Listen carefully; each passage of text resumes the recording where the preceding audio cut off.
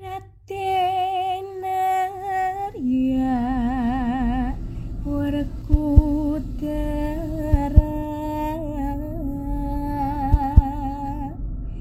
nyata lamon Satria Jotipati. Ya kalau kerasukan itu memang udah dari adatnya. Dari adatnya memang itu harus ya kan.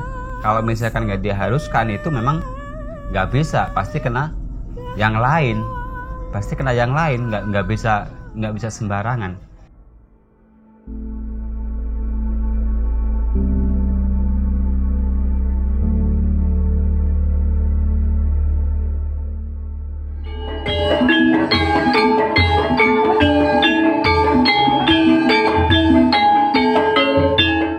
Assalamualaikum warahmatullahi wabarakatuh. Saya sebagai pemimpin atau ketua. Saya di sini sudah mendirikan udah 5 tahun. Nah, secara khususnya di situ ya, kita mengikuti budaya Jawa. Zaman dulu itu kan namanya kuda kepang, kuda lumping itu ada sejarahnya juga. Nah itu masa dulunya itu dalam penjajahan berkuda, nah, kan. Terus ya di samping itu juga, nah, dilestarikan itu nyampe sekarang dibikin kuda lumping, itu ya kan. Nah itu kuda lumping disesuaikan. Ya kuda lumping itu sekarang digambarkan pakai anyaman bambu, ya kan. Kalau yang dulu kuda itu berbentuk kuda hidup, nah sekarang kuda lumping dipakai anyaman bambu. Nah, dibentuk bikin kuda.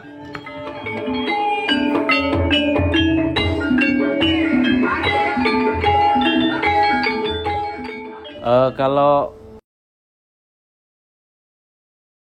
hari lumayan banyak sih. Kalau nggak salah ada 8.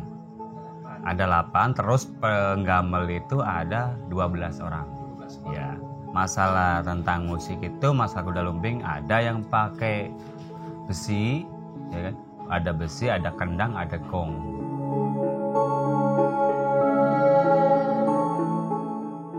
Dan di situ yang perlu kita garis bawahi adalah bukan ketersediaan alat yang komplit dan lain sebagainya, tapi saya menghayati bahwa itu niat yang sama, niat untuk mengangkat budaya yang kita miliki.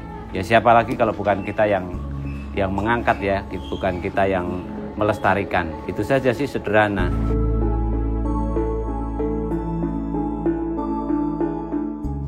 Ritual khusus itu kita sebelum pentas tuh harus mempunyai kas wajib ya. Terutama kita harus menahan hawa nafsu. Kita harus punya keniatan yakin kita memanggil indang, ya kan? Indang itu khusus dari gamelan dari zaman dulu itu memang dari turunan nenek moyang, ya kan? Dari nenek moyang itu ada khusus pemanggilan indang danyang namanya kan, bukan setan, ya kan? Ada yang dinamakan setan, tapi makanya nggak wajar. Tapi misalkan kalau di kuda lumping indang itu memang apa yang kita sajikan di situ ya di situ makanannya. Nah terus masalah kita ada bergelangsaran begitu. Setelah kita nari sekian jam, nah kita kan punya sesaji, ya kan? Kita panggilan dari situ tuh, terutama panggilan saya itu pertama dari alas roban, yang kedua dari watu kelir, yang ketiga dari watu tumpang kebumen. Itu khusus dari Jawa Tengah.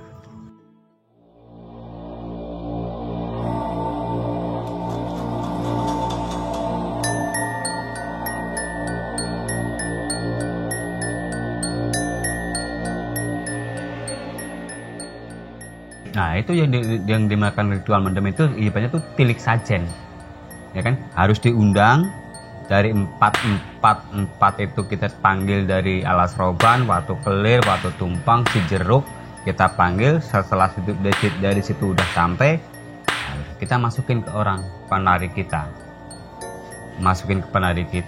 ya udah kita suruh makan sesaji yang ada saya siapkan.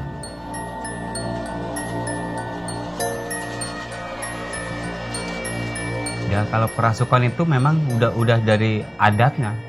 Dari adatnya memang itu harus ya kan. Kalau misalkan nggak diharuskan itu memang nggak bisa, pasti kena yang lain. Pasti kena yang lain, nggak bisa sembarangan. Kita panggil dari misalkan alas roban siapa namanya, dari watu kelir siapa namanya, dari watu tumpang siapa namanya, dari si jeruk siapa namanya. Kalau nggak salah tuh ada 7. Ada 7. Boleh disebutan? Ada. Ya. Yang pertama itu yang terutama itu si Manis. Namanya Manis. Yang kedua Agus. Yang ketiga si Parman. Yang ketiga Noni. Yang keempat si, kalau di sini ya BG ya. Jadi nggak bisa ngomong. Gagu gitu ya. Yang keenam itu yang lumpuh, nggak bisa jalan. Terus yang satunya lagi itu masih kecil, anak. Adanya si Agus. Kita dari kerasukan itu kita bisa menilai ini fakta nyata atau tidak.